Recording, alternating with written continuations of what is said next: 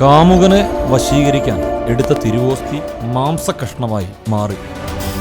1228 ഇറ്റലിയിലെ അലാത്രി രൂപത. അവിടെ വിശുദ്ധ പൗലോസിന്റെ ഇടവകക്കാരിയായ ഒരു യുവതിക്ക് ഒരു യുവാവിനോട് അതിയായ സ്നേഹം.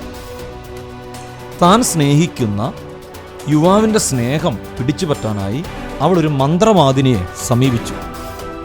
കാമുകനെ വശീകരിക്കാൻ ഒരു പ്രത്യേക ഔഷധം ഉണ്ടാക്കി കൊടുക്കാമെന്ന് അവൾ സമ്മതിച്ചു. അതിനായി കൂദാശ ചെയ്ത ഒരു തിരുവോസ്തി കൊണ്ടുവരാൻ മന്ത്രവാദിനി യുവതിയോട് ആവശ്യപ്പെട്ടു.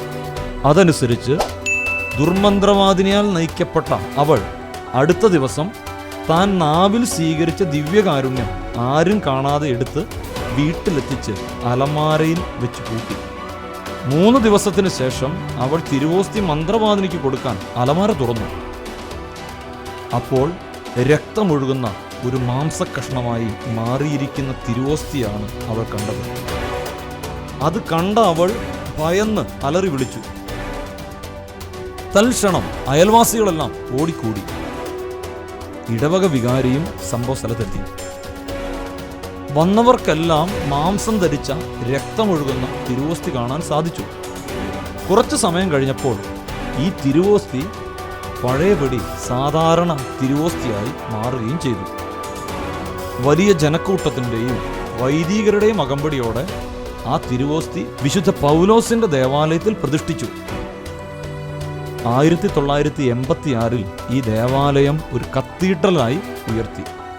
പിന്നീട് ഈ അത്ഭുത തിരുവോസ്തിയുടെ ഭാഗങ്ങൾ പലപ്പോഴായി വിവിധ സ്ഥലങ്ങളിലേക്ക് തിരുശേഷിപ്പുകളായി നൽകിയിട്ടുണ്ട്. തിരുവോസ്തിയുടെ ഒരു ചെറിയ ഭാഗം ഇന്നും ആ കത്തീഡ്രലിൽ സൂക്ഷിച്ച് വണങ്ങപ്പെടുന്നു.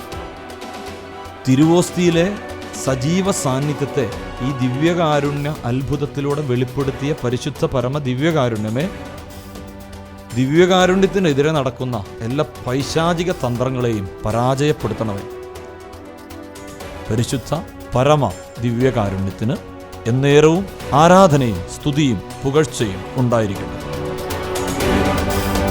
വിശുദ്ധ കുർബാനയുമായി ബന്ധപ്പെട്ട വീഡിയോകൾ നിങ്ങൾക്ക് ലഭിക്കാൻ ഈ ചാനൽ സബ്സ്ക്രൈബ് ചെയ്യുക.